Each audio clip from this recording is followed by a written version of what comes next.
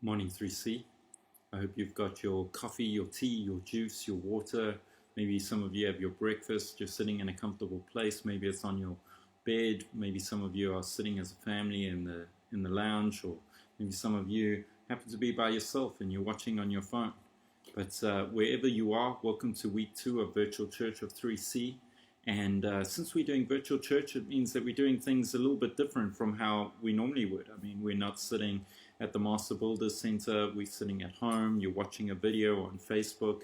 And since we're doing things differently, I thought I'm going to preach differently this morning, which means I'm going to try and be short and punchy on my points. And at the same time, I'm going to be interactive. And what that means is I'm going to stop at different points in my message. I'm going to ask you a question. I'm going to ask you to stop the video that you're watching, and then as a family, as friends, or maybe you can't do it with yourself, but whoever you're with, you can discuss the point in question. And then when you finish discussing, you can press play and let the video continue. But I want to ask you as well, why don't you post some of your thoughts, some of your questions, some of the answers that you've given to the questions that are asked on our WhatsApp group. Remember, we're part of a wider, greater community as 3C, and it will be great to hear different people's thoughts on that WhatsApp group. The first question I want to pose to us this morning is the question of what is on your bucket list. And if you don't know what a bucket list is essentially a list of things that you want to do or want to achieve before you kick the bucket. And sorry for sounding maybe a little bit harsh here, but that means before you die. And so I want you to stop this video and amongst yourselves ask this question or tell each other what it is that is on your bucket list. So I would really be interested to hear all the different conversations that would have been had. It must be interesting to know what's on some of your bucket lists. And I like bucket lists because they kind of reveal some of our values. They reveal the kind of things that we want to achieve with our life. Whether it may be adventure, like you want to climb Kilimanjaro, or maybe it may be travel, like you want to visit all the major cities of the world, or maybe it is relational. You want to restore a certain relationship or meet a certain group of people. Bucket lists kind of give us an insight into the kind of life that we want to live or dream of living or desire to live. This morning, as we kind of look at this question of, what does it mean to live a good life? Or how can we live a good life? I've really been thinking about this question because of a quote from a guy called C.S. Lewis. About C.S. Lewis' quote goes like this: "In one way, we think a great deal too much of the atomic bomb. How are we to live in an atomic age?" I'm tempted to reply, why, as you would have lived in the 16th century when the plague visited London almost every year, or as you would have lived in a Viking age when raiders from Scandinavia might land and cut your throat any night, or indeed as you are already living in an age of cancer, an age of syphilis, an age of paralysis, an age of air raids, an age of railway accidents, an age of motor accidents.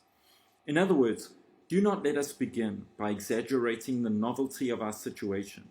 Believe me, dear sir or madam, you and all whom you love were already sentenced to death before the atomic bomb was invented. And quite a high percentage of us were going to die in unpleasant ways. We had indeed one great advantage over our ancestors, anesthetics, but we have that still. It is perfectly ridiculous to go about whimpering and drawing long faces because the scientists have added one more chance of painful and premature death to a world which already bristled with such chances, and in which death itself was not a chance at all, but a certainty. This is the first point to be made, and the first action to be taken is to pull ourselves together. If we are all going to be destroyed by an atomic bomb, let that bomb, when it comes, find us doing sensible and human things, praying, working, teaching, reading, listening to music, bathing the children, playing tennis, chatting to our friends over a pint and a game of darts, not huddled together like frightened sheep and thinking about bombs.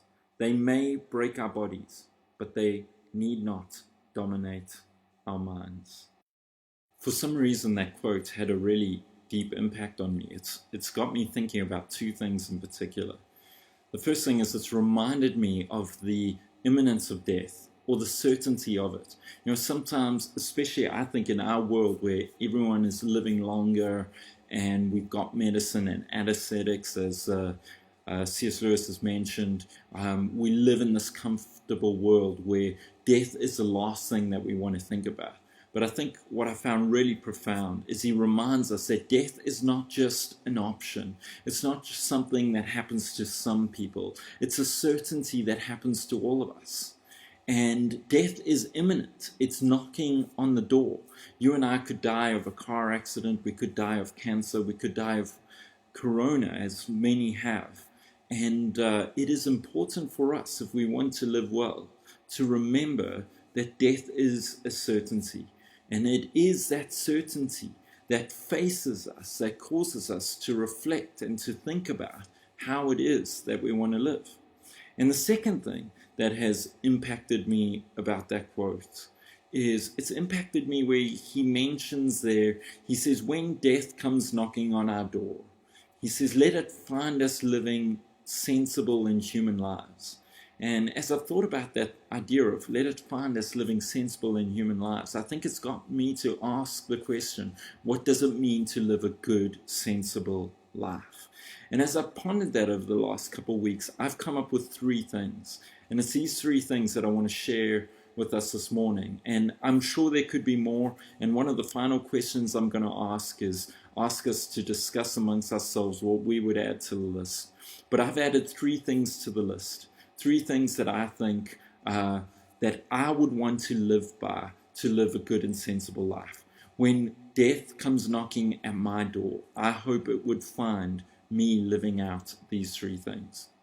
And the three things are these. Number one, a wholehearted life. Number two, a productive life. And number three, a virtuous life.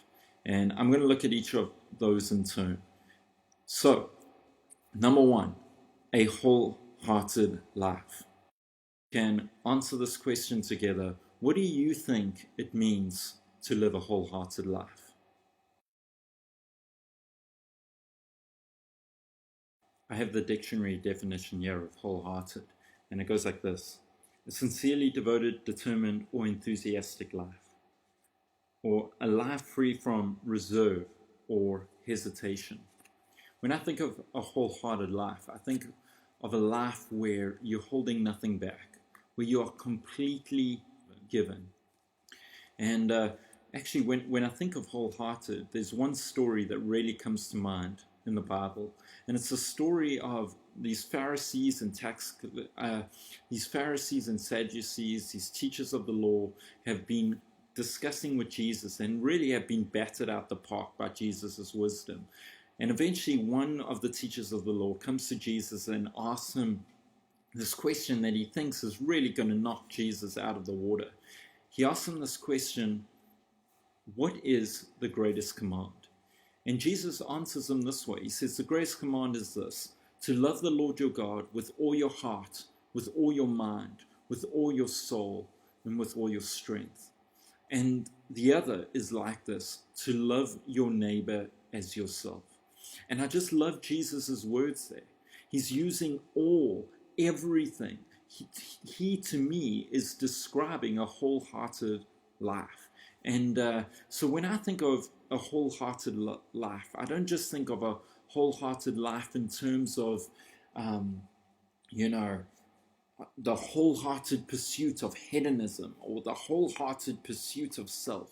I think the true essence of a wholehearted life is a life of love. And love is the way that we truly give ourselves, whether to God or whether to neighbor, whether to our family or whether to our spouse. The way we truly love is that we truly give ourselves. And so when I think of a wholehearted life, I think of a life that is given with all of our strength, with all of our physical energy, with all of our mental energy, with all of our emotional and relational energy, with all of our spiritual energy. We give ourselves to loving God and to loving people. And there's an interesting dichotomy that happens, especially in the charismatic church. And that dichotomy is this view that spirituality can be separated from the ordinariness of life. This idea that what we do to God and what we do in this life is separate and different. But we can't actually do that.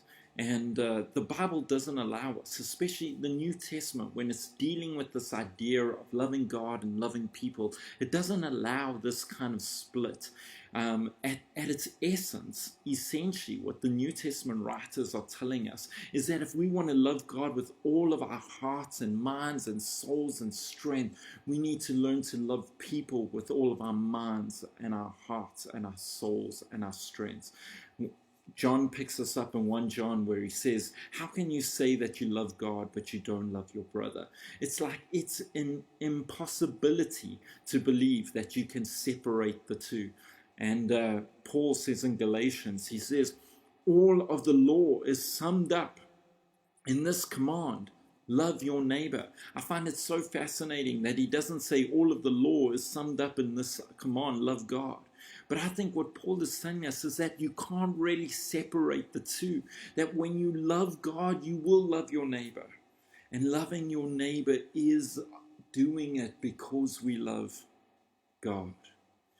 And for me, a wholehearted life is a life that is given, a life that is laid down, a life where all of our faculties, our mental, our physical, our emotional and relational and spiritual faculties are given over to loving God and loving people. So I want you to just take a moment now with your families and answer this question.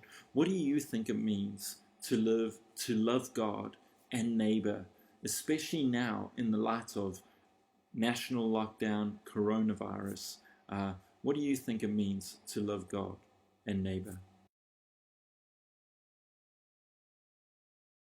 Second point that's made into my list is this, is that if you want to live a good life, you need to live a productive life. So I want you to take a moment, stop this video, and discuss amongst yourselves, what do you think it means to live a productive life?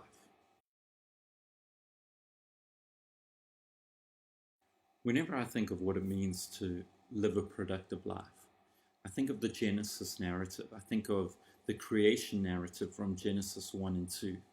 And this is when we see God being productive, when we see God at work, we see him creating. And whenever I think of that Genesis narrative of creation, there are three things that are highlighted to me about a productive life. The first is order, the second is fruitfulness, and the third is beauty. The first is order. If you go to Genesis 1 verse 1, it says, in the beginning, God created the heavens and the earth was formless and void, and the Spirit of God hovered over the waters of the deep. And then God said, let there be light, and there was light. And then you go on through the chapter and you see this day 1 and 2, and God is speaking and creating and speaking and creating. And you get this idea that God is taking formlessness and void, confusion and emptiness. The Hebrew word is tohu vabohu. It's tohu can mean like confusion or formlessness or emptiness or disorder. So God is taking this disorder and this chaos and this formlessness, and he's taking this emptiness and he is this voidness, and through his work, through his productivity, through him speaking and creating, he is bringing about order. So for me, a productive life is one that takes confusion and emptiness, that takes chaos, that takes the mess of life and turns it into order. Whether it be our gardens or our homes, whether it be our workplaces or just making our beds in the morning, there is something about a productive life that is the ability to take confusion or chaos and turn that into order. And the second point is that a productive life is a fruitful life. You see what theologians talk about. God takes nothing, ex nihilo, In the beginning, God takes nothing and he turns that into abundance. He multiplies that into birds in the air and fish in the sea, into the stars in the skies, into human beings like you and me. God has this ability to take nothing and turn it into abundance. Now, you and I, we don't have that ability. We can't take nothing and turn it into something. But we do have the ability to create. We have the ability to take the raw materials that God has given us, whether that be the resources that we have, the talents that we have, the skills that we have. We have this ability to take raw materials and turn that and multiply that into abundance, whether it is multiplying a talent into something great, whether it is taking the resources that we have and putting those resources to work so that they become way more than what we already have. A productive life is a life that has the ability to take what we have, take the raw materials of our lives, our talents, our resources, our skills, our relationships, and produce something that is way more than just the standard resources. And the third element of a productive life is not just an ordered life. It's not just a multiplied life. It's a beautiful life.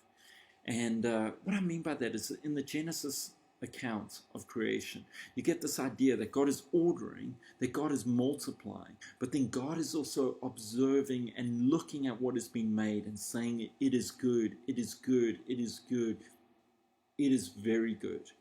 And to me, a productive life is not just one that can create order. So you take all the plants in your garden and you put them in neat squares, or not just a life that can multiply. So now you have lots and lots of plants all in nice little neat rows. A productive life is a life that can take the order and take the multiplication and combine those in a way that is beautiful. And some people may say words like this when they walk into your well-ordered, multiplied home and they say, wow, it was just so peaceful. Or they look at your talents and they go, that person, the way the person did that is like nothing I've ever seen. Or they look at your work and they go, we have never seen someone do work like this before. To me, a productive life is a life that has this ability to take confusion and begin to bring order to that and begin to multiply that and end up with something that is beautiful. So I want us to stop and think about that for a moment and talk with our families or whoever we are with and share your thoughts of what you think it means to be productive. My final point is about living a virtuous life. And I don't want us to stop the video right now and try and answer that question. But I do want to say this, is that when you think about a virtuous life or a life of virtue, the first thing you think about, or the only thing you think about, is living a moral or an ethical life. I want to say that you're selling yourself a little bit short. See, virtue is the substance of good character. And good character has to go beyond our understanding of just being a moral or an ethical person. Good character involves things like kindness. It involves things like courage. It involves things like determination and generosity. Those are the substance of good character. They are what virtue is. And when we're talking about a virtuous life, we're not just talking about a moral life. We're talking about a life that displays good character.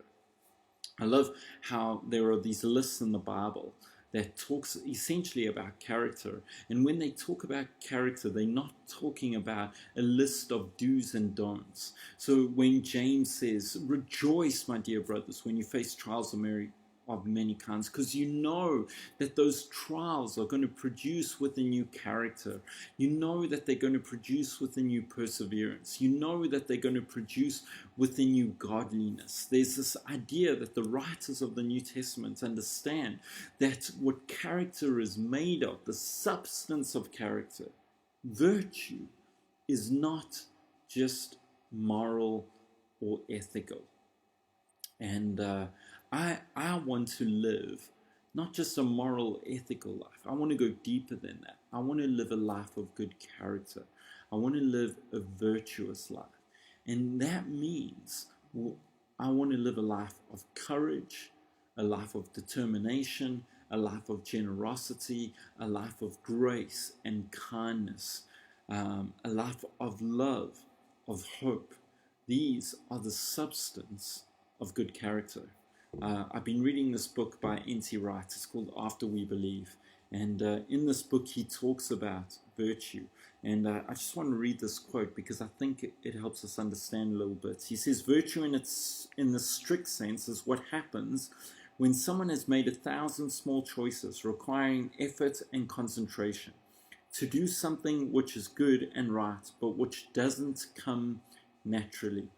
And then on the 1,001st time, when it really matters, they find that they do what's required automatically, as we say. Virtue is what happens when wise and courageous choices have become second nature. And what Tom Wright is saying there is that virtue is not something that we are born with. People aren't just born with good character.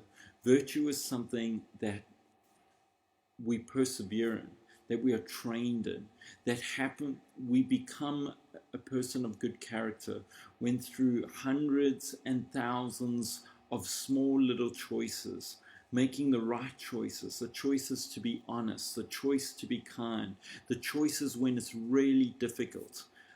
When we make those choices over and over and over, we in time become a person when it really matters, when it really counts. What comes out of us is good character, is kindness or generosity or joy or hope or courage.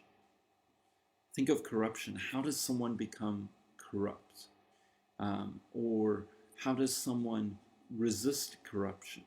In the same way, through hundreds of bad choices, people make big corrupt choices. Or through hundreds of really good small choices, people resist corruption.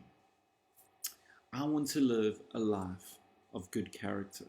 And good character is a life that is formed over and over and over through the small things that we do. And I finally want to say this, is that philosophers have said this, is that courage is the chief virtue. And the reason why courage is the chief virtue is it's the one virtue that is required for all the other to have all the other virtues. So it requires courage to be kind. It requires courage to be determined. It requires courage to be honest. If you want to be a virtuous person, you have to have courage. And I've always laughed at this idea of courage. Why do people make such a big deal of courage? And I finally understood it. It's because to have character, you need courage. And the reason why you need courage is that we have built in us, we have this thing called fear. It's your body's reaction towards something that could bring about harm. And it is the way that your body causes you to be self-preserving, to be self-centered, to be looking after yourself. It's called fear. But the problem is that we have fear all the time. And sometimes it's rational fear and sometimes it's the irrational fear. But if you let fear grip your life, what happens is you become self-serving, self-preserving, you become selfish. You become the antithesis. You become the opposite of a virtuous life. And so to live a virtuous life requires that we keep on constantly over and over pushing fear aside, pushing the fear of not having enough, the fear of what people will think about us, the fear of how is someone going to respond when I say that, the fear of helping someone and worrying what's going to happen to you. To live a virtuous life requires courage to push those fears aside so that we can let good character shine. I want you to stop for a moment right now. Stop this video and ask amongst yourselves, what are the elements of good character that you want to see in your life? If death had to come knocking at my door today, what kind of life would it find? And my hope is that it would find a wholehearted life, a life of love, a life of giving oneself fully and giving oneself fully to loving God and people. And my hope is that it would find a productive life, a life that is able to bring order in the chaos, that is able to multiply the raw materials that I've been gifted in my life, and a life that is able to bring those two together in a way that brings beauty into the world. And my hope is that it would find a good life, a life of good character, a life of virtue, a life that displays not just morality, but a life that displays courage and hope and grace and kindness and determination, a life that displays virtue. But I'm going to close off here for our second morning of digital church. I'm Jamie. I'm signing off, and I hope you have a good rest of your Sunday and a good next 19 days in our SA lockdown. God bless 3C. Amen.